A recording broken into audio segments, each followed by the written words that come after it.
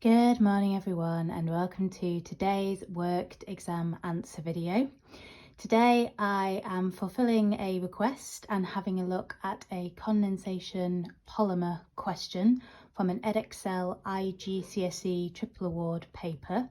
However, this is also examined on the AQA A-level specification as well, so you will still find this video useful if you are studying that too. Here we have been given the structures of two organic compounds. We have to give the repeating unit of the polymer that would be formed when these two compounds react. So I'm going to do a few annotations and then I'll come back and explain those and we can put the polymer together. Okay, so started by working out what types of organic compound I have. So in this compound on the right, we have two OH groups. An OH group tells us that we have an alcohol, and because we have two OH groups, we can call this a diol. The other compound that we have is a dicarboxylic acid. We have two what I call Cu groups, which is the C double bonded to the O, and then the C with the single bond to the O, which is then bonded to the H. And again, we have one of those on either end of this particular compound, hence dicarboxylic acid. Now we need to draw the repeating unit of the polymer made when they react together. Now this isn't going to be an example of a condensation polymer.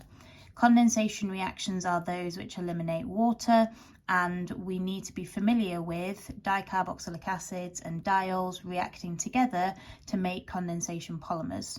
Specifically, it's going to be a polyester because the link in the middle is going to be that of an ester, which I will show you when we've drawn the repeating unit of the polymer.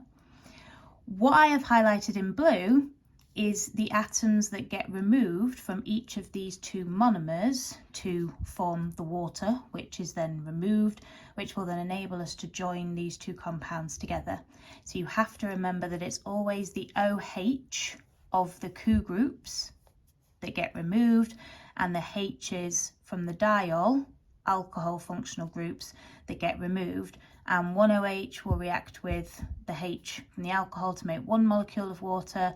The second OH will react with the second H from the OH group to make a second molecule of water. So for every two different monomers we join together, we get 2N lots of water. They haven't asked us about that here, but just for context.